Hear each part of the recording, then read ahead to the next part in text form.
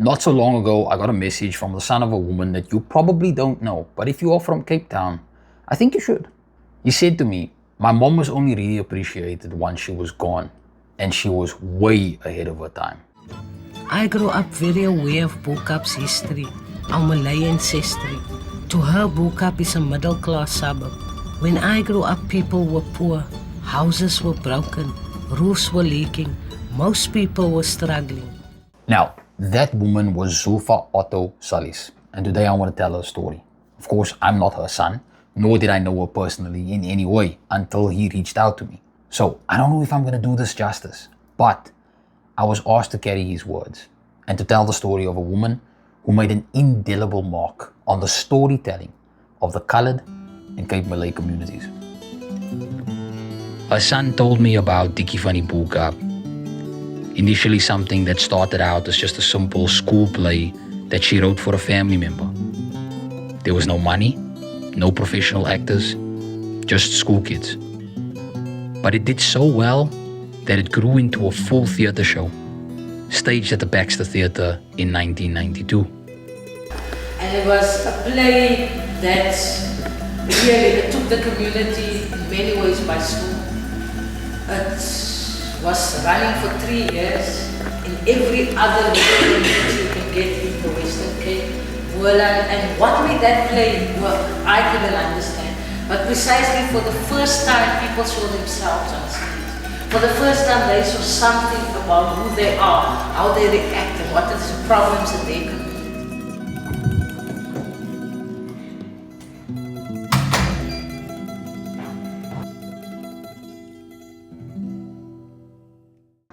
She brought in teenagers and kids from the local community, some of them struggling with drugs or gangs, and gave them something else, a different outlet through acting, music, and film. They found a safe way to express themselves, to process and reflect on their lived experiences. And that's how her son remembers her, not because of any fame, but because she gave young people the stage instead of the streets. I had a group 4 or 5 years ago, and I was telling somebody this last night. So I gave them exercises. And the girls were amazing. The girls went out, took it serious, took cameras home, filmed, whether it was their house, whatever they thought is interested, the environment, what is the most favorite thing they like, whether it was a photo or person or actor, whatever. What did the boys do? The boys were in a group. They went home, also did a very nice piece, and I scrolled through it just to see if there's any more things or what. And I had images of boys ringing their bum in front of the camera and laughing and saying that, how they came down, and those things. Zulfah Otto-Sallies was born in Port Elizabeth in 1961, but she grew up in the Bo-Kaap in Cape Town. Her father sang in the Malay choirs, and at just 13 years old, she was already writing lyrics for them. She even won a few awards. She said once, "The Cape Malay identity was built into us. It gave us belonging and showed us that our culture was important. From Whale Street parades to the Tweede Nuwe Jaar minstrels, this culture and the lived experiences of the coloured community shaped her art." Zulfa later studied in Amsterdam, where she got her master's degree in visual arts and theatre. For her, education wasn't just about a piece of paper. It was about power. She believed learning gave people the ability to change their lives. Now that is something that I can resonate with. And it doesn't have to be formal education. It can mean self-education, constantly learning new skills, improving, upgrading your value that you give to the world around you. That is how real change starts. Her work told real stories. Stories about drugs, poverty, and searching for identity. Stories of being a Muslim and a coloured and a woman in Cape Town after apartheid. It's been a long journey, and I'm married and I have 3 kids. And in my community, it's not on pursuing a career like that. It's not on for a woman to do music. At one point, I did crazy things like set up a complete electric band in my lounge, and my neighbors would call it the police.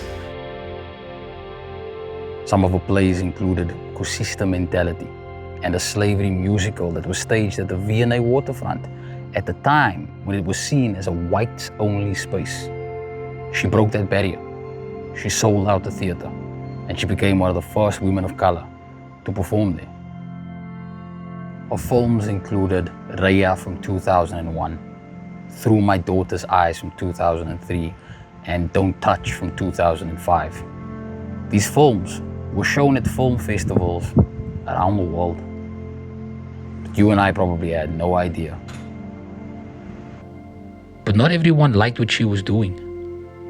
She got hate mail, hate calls. Imams, religious leaders, spoke against her.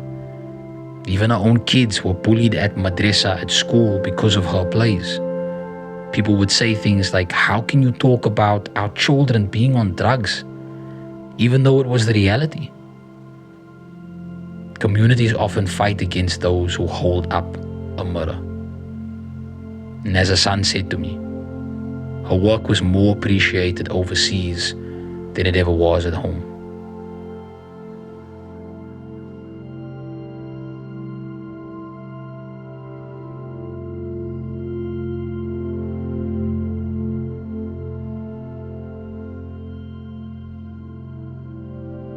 But not only did she not stop, but she also went on to teach as much as she could to the next generation.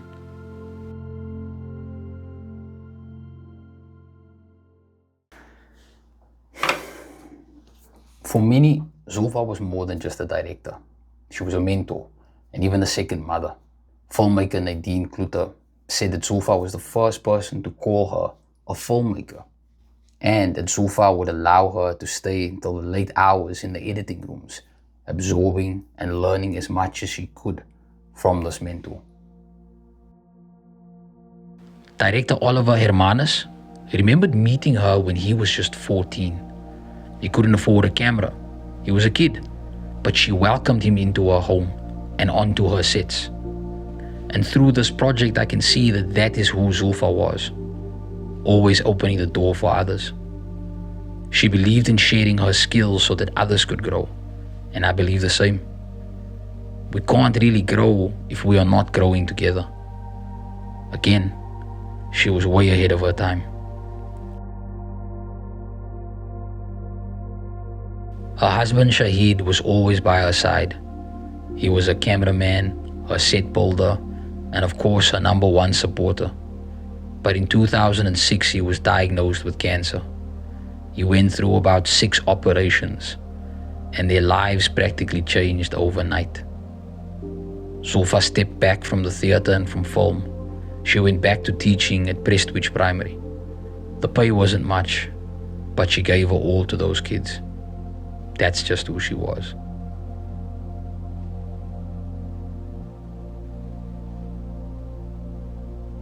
Zulfah Otto-Sallies passed away on July the 8th, 2016, at the age of 55. She left behind her husband, 3 children, and countless others whose lives were touched by her work and her kindness. Nadine Cloete also said, her biggest lesson to us was to pass on our talents and to upskill others. Perhaps that was Zulfa's legacy. Not only the plays and the films, but the people that she lifted up along the way.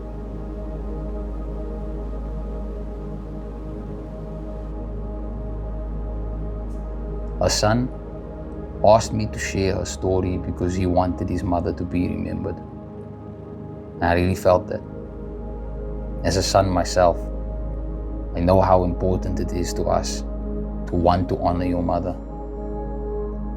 My mother shaped me with her hard work, her sacrifices, and the very difficult decisions that she had to make along the way. And those lessons will stay with me forever, even if I'll never be able to live up to some of the sacrifices that she made. I love you, Mom. Shukran for everything that you've done for me. And I hope that I make you proud.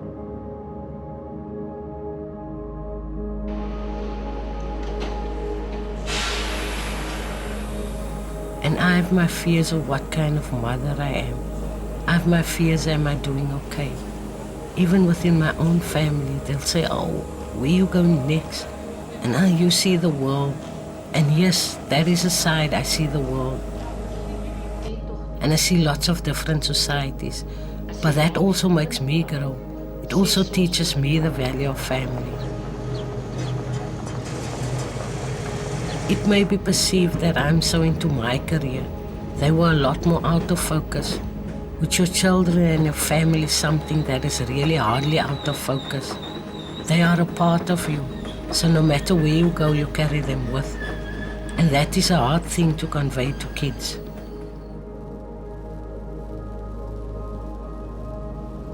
This is why Zulfa's story matters. Because behind every pioneer like her, there is the universal story of mothers and their children, and the legacy that they leave, seen or unseen.